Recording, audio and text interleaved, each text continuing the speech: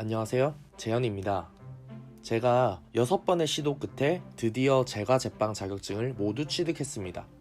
사실 제빵은 한 번만에 합격했지만 제과에서만 4번 떨어진 건데요. 한두 번 떨어질 때는 7.8기의 기세로 아무렇지 않은 척 했지만 세 번째 불합격부터는 사실 자신감이 많이 떨어지는 건 어쩔 수 없었습니다. 혹시 내가 시험은 잘 본 것 같은데 계속 불합격이고 어떤 부분에서 떨어지는지 이유를 모르겠다 싶으신 분들을 위해서 오늘은 제가 제빵 기능사 실기시험을 여러 번 치렀던 경험을 토대로 한 시험 후기 몇 가지를 말씀드릴게요. 내가 찾아보려는 품목이 아니더라도 모든 품목에 공통적으로 해당하는 팁들이 포함되어 있으니까 모든 후기를 들어두시는 게 아마 도움되실 것 같아요. 저의 첫 번째 제과 시험 품목은 초코 롤케이크였습니다. 첫 시험이다 보니 계량 시간을 지키지 못했어요. 반죽 온도도 살짝 낮았고요.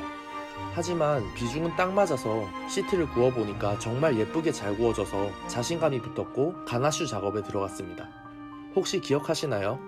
제 초코 롤케이크 영상에서 가나슈를 냉장실에 넣었다가 가나슈에 분리가 일어났었죠? 사실 그날은 하루에 2가지 품목을 동시에 실습하는 날이라서 너무 바쁜 나머지 왜 가나슈에 분리가 일어났는지 정확하게 이유를 짚고 넘어가지 못했습니다. 그 결과는 시험장에서마저 고스란히 나타났죠. 가나슈를 빨리 식히기 위해서 가나슈가 담긴 볼을 차가운 물에 담궈 식혔더니 급격한 온도차로 분리가 일어난 겁니다.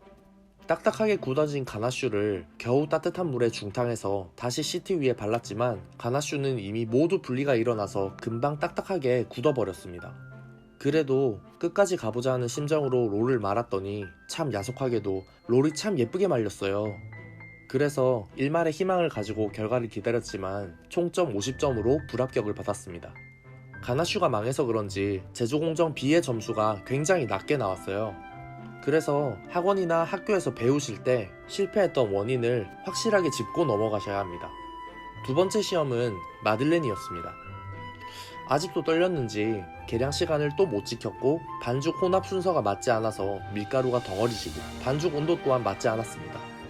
게다가 반죽에 신경 쓰느라 마들렌 틀을 가장 늦게 골라갔었는데 마지막 남은 2개의 틀이 모두 코팅이 벗겨지고 기름때가 찌든 상태가 많이 안 좋은 틀이었습니다. 구워진 마들렌은 가장자리는 모두 익어서 갈색빛을 띄었지만 밑부분은 얼룩덜룩해서 보기 좋지 않았어요. 반죽 제조에서부터 난항을 겪었던 마들렌의 결과는 예상대로 제조공정 A에서 형편없는 점수를 받으면서 불합격. 세 번째 시험은 쉬폰 케이크였습니다. 우연히 제 옆자리에 함께 수업을 들었었던 분이 계셨고 심적으로 안정됐죠. 이제 시험장의 기구와 재료 위치가 익숙해져서인지 계량 시간은 정확하게 지켰고 반죽 온도랑 비중까지 모두 맞추면서 모든 것이 순조롭게 진행되었습니다. 이제 팬닝 후에 오븐에 넣을 일만 남았었는데 제 옆에 계시던 분이 시폰 케이크 틀을 평철판 위에 얹어서 오븐에 넣는 것이 보였습니다. 다른 수험자를 컨닝하는 건 잘못된 일이지만 시험장 특성상 눈에 보일 수밖에 없었어요. 그때 전 굉장히 많은 고민을 했습니다. 분명히 학원에서는 평철판을 덧대지 않고 식폰 케이크 틀을 바로 오븐에 넣었었는데 내가 잘못 알고 있었던 건가 하고 말이에요. 결국 고민 끝에 저도 똑같이 평철판을 덧대서 오븐에 넣었었는데 시험 시간이 끝날 때까지 시폰 케이크가 익지 않아서 결국 주저앉아 버렸습니다. 오븐 관리를 제대로 못하고 결과물도 엉망이었으니까 제조공정 B와 제품평가에서 낮은 점수를 받으면서 불합격했습니다. 앞으로는 다른 수험자들의 행동이 어쩔 수 없이 눈에 보이더라도 내가 배운 대로 알고 있는 대로 페이스를 잃지 않겠다고 다짐하는 계기가 되었습니다. 자, 네 번째 시험은 호두파이였습니다. 호두파이는 공정이 많아 복잡하고 어려운 품목이라서 잔뜩 긴장했었어요. 하지만 계량 시간은 저에겐 더 이상 문제도 아니었습니다. 성형도 예쁘게 했고 오븐에서 구워진 호두파이는 참 먹음직스러워서 합격할 만도 하다고 생각했습니다. 잔뜩 기대에 부풀었던 저는 시험 결과 발표 날에 충격적인 불합격 소식에 깜짝 놀라고 말았어요. 대체 이번에는 왜 떨어졌을까 하고 고민해봤지만 스스로는 답을 찾을 수 없어서 제가 제빵을 전공한 친구에게 물어봤습니다. 이 친구 덕분에 굉장히 중요한 사실을 깨닫게 되는데요. 제가 찾은 정답은 바로 위생이었습니다. 그런데 이상하죠? 저는 나름대로 깨끗하게 작업한다고 했는데 왜 위생이 문제가 됐을까요? 예를 들어서 제가 휘핑 작업을 할 때 반죽이 작업대 위에 튀면 그때 바로 닦지 않고 휘핑 작업이 끝난 뒤에 닦았던 것입니다. 제가 생각하기에는 분명히 위생을 지켰다고 생각하지만 감독관의 시선에서는 반죽이 작업대 위에 튀어있는 바로 그 순간만을 확인하고 감점이 되는 것이죠. 그 사실을 깨닫고 난 뒤에 마지막 제가 시험을 치르러 갔습니다. 품목은 타르트였고요. 계량 시간은 지켰지만 반죽 온도는 지키지 못했습니다. 하지만 이번 시험에서는 그것보다 더 중요하게 생각했던 것이 있었는데 위생이었습니다. 평소에는 행주를 담아둔 통, 온도계, 여분의 볼 등등을 모두 작업대 위에 올려두고 시험을 쳤지만 이번에는 지금 당장 쓰지 않는 기구들은 싹 작업대 밑에 치워두고 마치 결벽증에 걸린 사람처럼 시도 때도 없이 행주로 작업대를 닦아가면서 타르트를 만들어 갔습니다. 오븐을 볼 때는 시험 종료 시간이 다가와도 급해지지 않으면서 타르트의 색깔이 완벽하게 나는데 치중했고요. 결국 꽤 높은 점수인 74점으로 제과기능사를 합격했습니다. 눈물겹죠? 마지막으로 한 번만에 합격한 제빵 시험도 말씀드릴게요. 품목은 비상식빵이었습니다.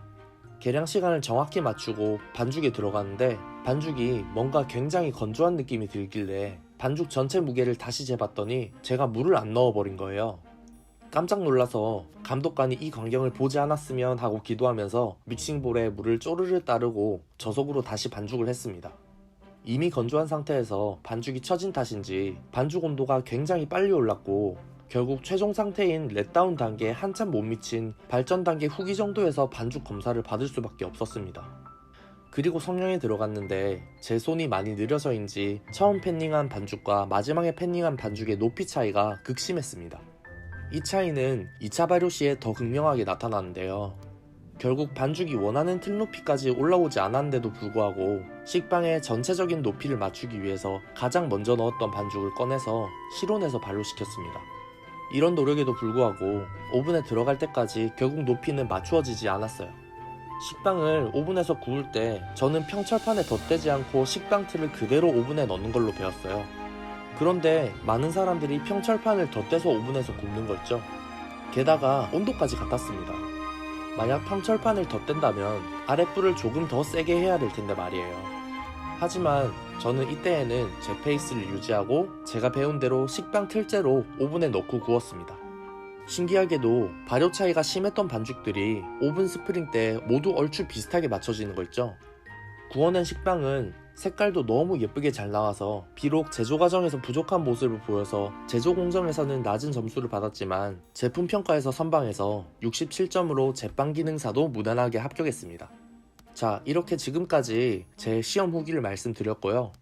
중요한 점을 정리해보자면 첫째, 실습 때 실패했던 원인은 반드시 짚고 넘어가고 둘째, 시험장에서 주변 수험자들이 어떤 방식으로 시험을 치르든지 간에 자신의 페이스를 잃지 말고 자신을 믿는 것. 마지막으로 시험 시간 동안 절대 위생을 철저히 지키는 것입니다.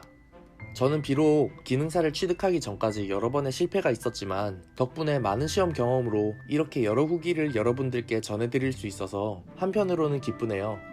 제 후기가 참고가 되어서 제가 제빵 기능사를 준비하시는 분들에게 조금이나마 도움이 되었으면 좋겠습니다. 감사합니다.